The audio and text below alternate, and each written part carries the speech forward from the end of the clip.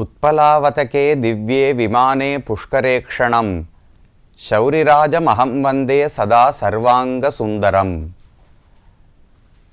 சோழ நாட்டு திருத்தலங்களை ஒவ்வொன்றாக நாம் அனுபவித்துக் கொண்டு வருகிறோம். அதில் தற்போது நாம் வந்திருப்பது 18ஆவதான திவ்யதேசம் திருக்கண்ணபுரம் என்கிற மிக உயர்ந்த ஒரு க்ஷேத்திரம். கிருஷ்ண க்ஷேத்திரங்கள் 5 என்று கீழே தெரிவித்திருந்தேன். திருக்கண்ணபுரம், திருக்கண்ணமங்கை, திருக்கண்ணங்குடி, கபிஸ்தலம், திருக்கோவலூர் என்ற 5 இடங்களில் கண்ணன் இன்றும் நமக்காக இருந்து காட்சி அளிக்கிறார். அந்த 5க்குள் ஒன்றுதான் இந்த திருக்கண்ணபுரம் என்கிற திவ்யதேசமும். இது இருக்கும் இடமே கிருஷ்ணாரண்யம், கண்ணனுடைய காடு என்று வழங்கப்படுகிறது. இந்த இடத்துக்கு தண்டகாரண்யம் என்று மற்றொரு பெயரும் வழங்கப்படுகிறது. இந்த திவ்யதேசம் இருப்பது நன்னிலத்திலிருந்து நாகப்பட்டினம் நோக்கி நாம் பிரயாணித்தோம் என்றால் அந்த சாலையிலேயே இந்த திவ்யதேசத்தையும் நாம் தரிசித்துக் கொள்ளலாம். திருக்கண்ணபுரம் என்று கண்ணனுடைய பெயராலேயே இது வழங்கப்படுகிறது. இந்த ஸ்தலத்தினுடைய மகாத்மியத்தை பாத்ம புராணத்தில் சூத பௌராணிகர் தன்னுடைய சிஷ்யர்களுக்கெல்லாம் எடுத்து உரைக்கிறார். அந்த ரிஷிகள், சிஷ்யர்களான ரிஷிகள் கேட்கிறார்கள், நமக்கெல்லாம் மிக எளிமையாக மோட்சமளிக்கக்கூடிய பகவான் யார்? யாரை பற்றினோம் என்றால் கண்டிப்பாக நமக்கு அவர் முக்தியை அளிப்பார் என்று கேட்க, அதற்காகத்தான் இந்த ஊரினுடைய பெருமையை தெரிவிக்கிறார் இந்த எம்பெருமான். திருக்கண்ணபுரத்திலே பெருமானுக்கு சௌரி பெருமாள், நீலமேக பெருமாள் என்று திருநாமம். இந்த பெருமான்தான் தன்னுடைய திருவடிகளை யாரெல்லாம் பற்றுகிறார்களோ அவர்கள் அனைவருக்குமே மோக்ஷம் என்கிற உயர்ந்த பூமியை கொடுக்கக்கூடியவர். சரண்ய முகுந்தன் என்று பகவானுக்கு பெயர் தெரிவிப்பார்கள். சரண்யர்கள், அவனையே சரணமாக பற்றக்கூடியவர்கள், நம்மை போன்ற பக்தர்கள். அவர்களுக்கெல்லாம் முகுந்தன், பொதுவாக நாம் கேள்விப்பட்ட பேர் தானே முகுந்தன். முகுந்தன் என்று சொன்னால் மு என்கிற எழுத்து மோக்ஷத்தை குறிக்கும், கு என்கிற எழுத்து பூமி, இடம் என்பதை குறிக்கும், த என்றால் கொடுக்கிறார், ததாதி என்று பொருள். அப்ப முகுந்தன் என்றால் மோக்ஷத்துக்கான பூமியையே வழங்கக்கூடியவர், அப்ப வைகுந்தத்தையே நமக்கு அருளக்கூடியவர் என்று பொருள். அப்பேற்பட்ட எம்பெருமான் தான் இந்த திவ்யதேசத்திலே தான் இருந்து நமக்கு சேவை சாதிக்கிறார். பகவான் எப்படி வந்து சேர்ந்தார், இந்த திருத்தலத்தினுடைய ஸ்தல வரலாறு என்ன, புராணம் என்னன்னு பார்ப்போம். சூத பௌராணிகர் தன்னுடைய சிஷ்யர்களுக்கு சொல்லத் தொடங்குகிறார்.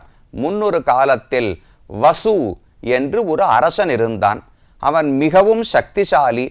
ஆகாசத்தில் பறந்து செல்லும் அளவுக்கு அவனுக்கு சக்தி இருந்தது. அதனால் உபரிச்சர வசு என்று அவனுக்கு பெயர் சொல்லுகிறார்கள்.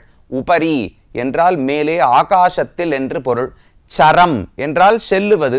உபரிச்சர வசு, ஆகாசத்தில் செல்லும் வல்லமை படைத்தவனான வசு என்கிற ஒரு அரசன். அவன் எவ்வளவு பலசாலி என்றால், அசுரர்களுக்கும் தேவர்களுக்கும் யுத்தம் நடக்கும்போது ஒரு முறை தேவர்கள் தோற்கும் நிலையில் இருந்தார்கள். அப்போது இவனை வந்து அழைத்து இவனுடைய உதவியை நாடி, இவர் செய்த யுத்தத்தால் தான் தேவர்களே யுத்தத்தில் ஜெயித்தார்களாம். அப்பேற்பட்ட வீரம், பெருமை, பலம் அனைத்தும் பொருந்தியவராக இந்த உபரிச்சரவசு இருந்தார். அந்த அரசன் ஒரு முறை தன்னுடைய படையோடு பிரயாணம் செய்து கொண்டிருக்கும் போது இந்த கிருஷ்ணாரண்யம், திருக்கண்ணபுரம் க்ஷேத்திரம் இருக்கிறதே, இந்த இடத்துக்கு வந்தபோது தன்னுடைய தாகம் தீர்த்து கொள்வதற்காக இங்கு சில நேரம் நிற்கலாம் என்று முடிவெடுத்தார்கள்.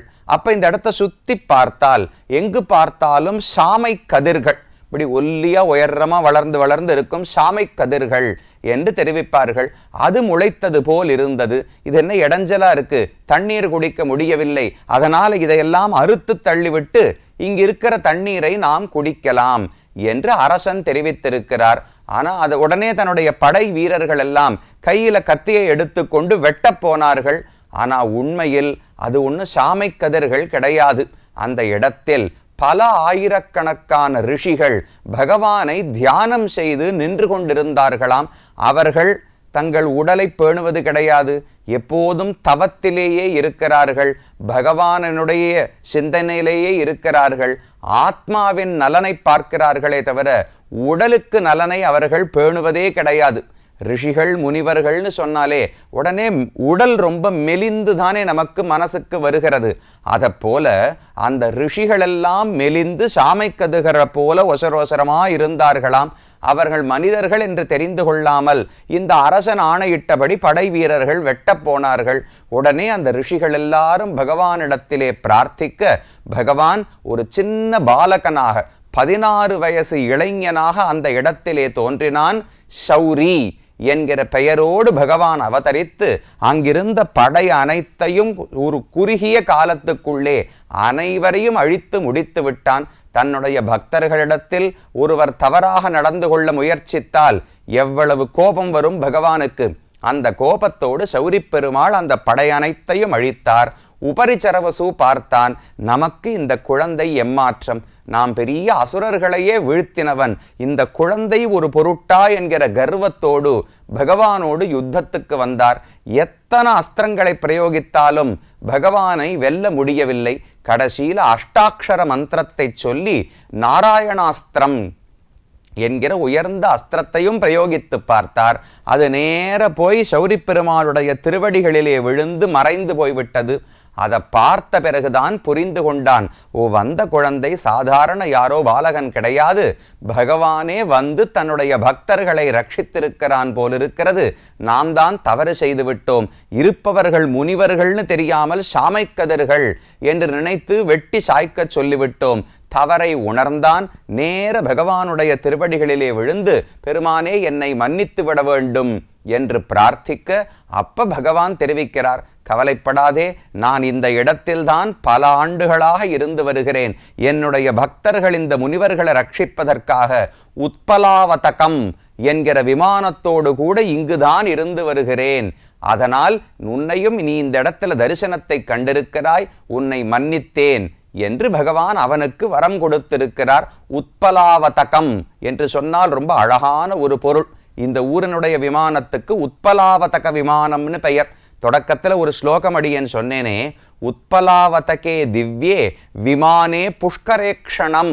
உத்பலாவதகம்ங்கிற அழகான விமானம், அந்த விமானத்துக்கு கீழத்தான் பகவான் இருக்கிறார். எப்படிப்பட்டவர்? புஷ்கரேக்ஷணம், தாமரை போன்ற கண்களை உடையவர்.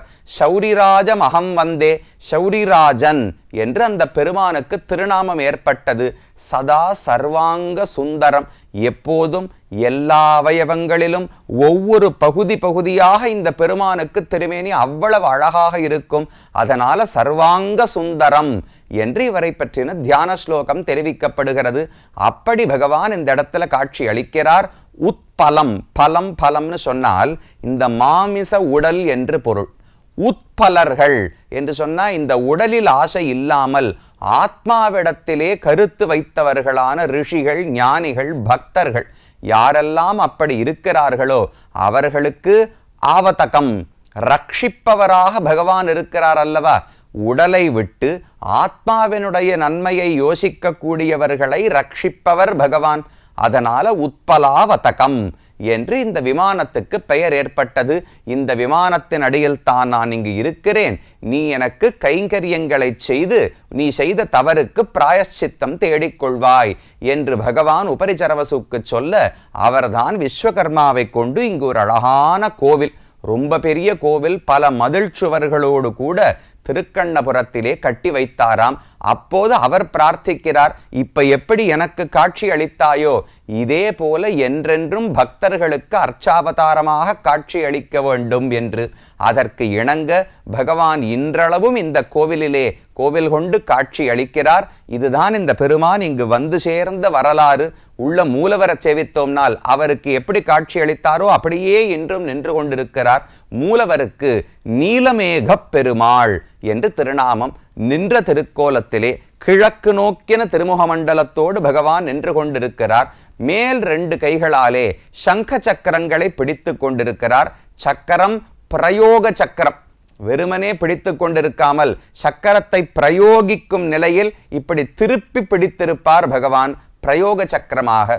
வலது கை கீழ்ப்பக்கத்திலே வரதஹஸ்தம் தன்னுடைய திருவடிகளை காட்டிக்கொண்டு பகவான் இருக்கிறார். இடது கையை தன்னுடைய இடுப்புக்கு கீழே கட்டிஹஸ்தமாக வைத்து கொண்டிருக்கிறார். இதுதான் மூலவர். அவருக்கு 2 பக்கங்களிலே 2 நாச்சிமார்கள் உயர்ந்த ஸ்ரீதேவி தாயாரும் பூதேவி தாயாரும் நின்ற திருக்கோலத்திலே காட்சி அளிக்கிறார்கள். பகவானுக்கு நீலமேகப் பெருமாள். மேகம் எப்படி கொடுப்பதற்கு தண்ணீர் இருப்பதாலே வள்ளல் தன்மையால கருத்து இருக்குமோ அதே போல பகவானுக்கு வள்ளல் தன்மைக்கு குறைவே கிடையாது, அருளுக்கு குறைவே கிடையாது, கருணைக்கு குறைவே கிடையாது. அந்த உள்ளுக்குள்ள இருக்கிற கருணை அனைத்தும் அவர் திருமேனியில கருப்பா வெளிப்படுகிறதாம். அகத்தில் உள்ளது முகத்தில் தெரியும்னு சொல்லுவார்கள் அல்லவா?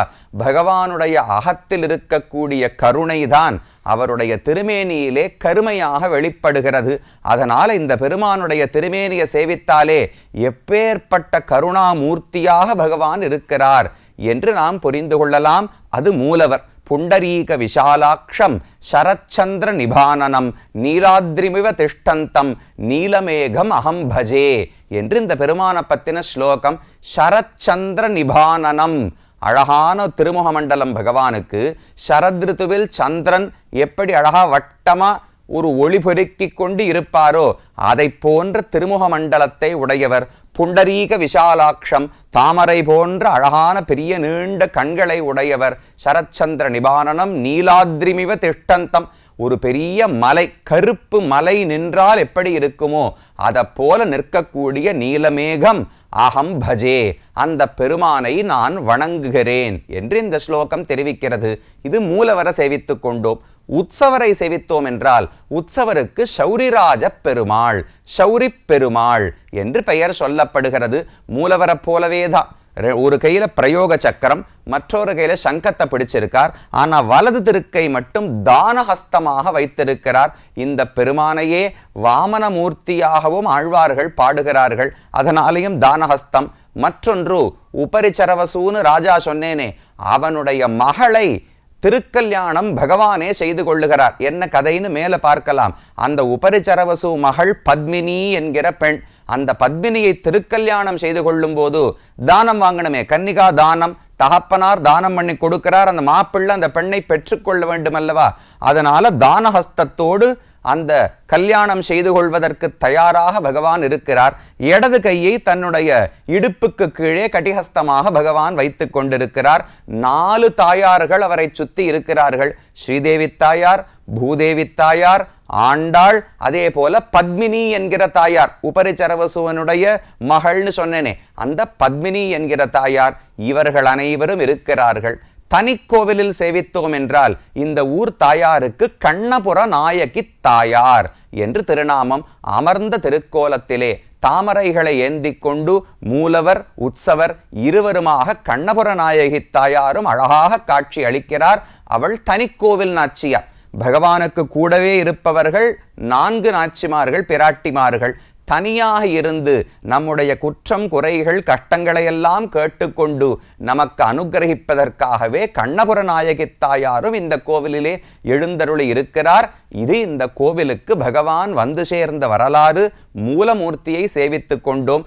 இன்னும் பல சிறப்பம்சங்கள் இந்த கோவிலுக்கு உள்ளன. என்ன என்று ஒவ்வொன்றாக பார்ப்போம்.